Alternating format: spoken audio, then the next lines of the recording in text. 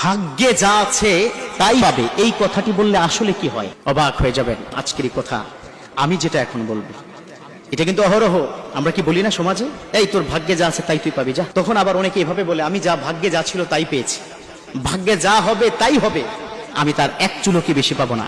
এই কথাটা দুটো অর্থ, খুব মনোযোগ দিয়ে শুনবেন।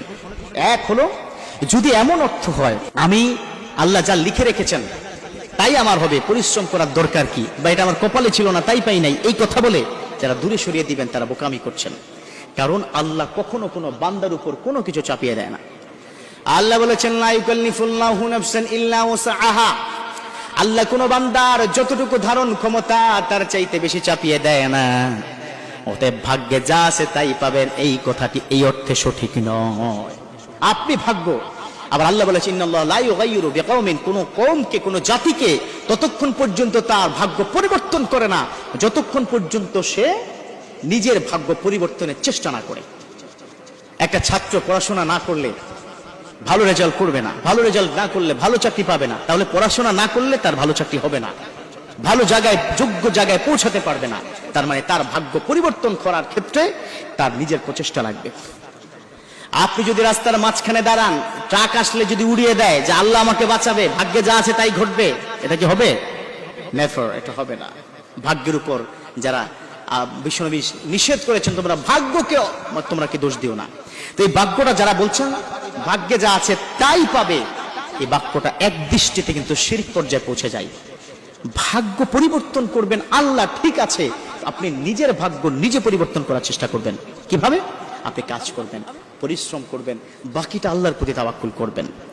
বিশ্বনবীর একজন সাহাবা এসে বললেন, ও নবী, অনেকদিন পর আপনার সাথে দেখা করতে এসেছি। বিশ্বনবী বললেন, কিভাবে এসেছো তুমি? সাহাবা বলেন, ও নবী, আমি উটের পিঠে চড়ে এসেছি। বলল, উটটা তুমি কোথায় রেখেছো? বলল, ও নবী, বাইরে একটা জায়গায় রেখে আসছি। বলল, তুমি তাকে কি বেঁধে রেখে আসছো কিনা? তিনি বললেন, না, বেঁধে রাখে আসি নাই। বলল, বেঁধে কেন রাখে আসো নাই? আগে যাও, ঘোড়া তোমার উটটা তুমি তাড়াতাড়ি বেঁধে নাও, তারপরে আমার সাথে কথা বলো, কারণ এটা হারিয়ে গেলে সেটা তোমার দোষ, এটা আল্লাহর দোষ দিও না। কথা বুঝছেন কিনা? কি বলেছে? এই হাদিস থেকে এটাই প্রমাণিত যে আপনার ভাগ্য, আপনার পরিবর্তন আপনি করবেন, আল্লাহ আপনাকে করে দিবেন, কিন্তু আপনাকে চেষ্টা করতে হবে। ওই যে ঘোড়া বা উটটা তিনি যে বাইরে বেঁধে আসেন নাই, এটা হারিয়ে গেলে আল্লাহর দোষ পড়তো, তখন এটা আমার কপালে ছিল না। আরে তুমি তো সচেতন ছিলে না, এই জন্য কপালে ছিল না। কপালে তখনই থাকবে তুমি যখন সচেতন হবা। এই জন্য ভাগ্য পরিবর্তন আল্লাহ করবেন, প্রচেষ্টা থাকবে আমাদের। আল্লাহ পাক আমাদেরকে বুঝার তৌফিক দান করুক। অন্তত আমরা যেন প্রচেষ্টা করি, আমরা যেন নিজে এবং নিজের সন্তানকে এই ভাগ্য পরিবর্তনের বিষয়টির জন্য সৎ পথে থেকে চেষ্টা করার বিষয়টি আরো উৎসাহিত করি। আল্লাহ তৌফিক দান করুক, আমিন।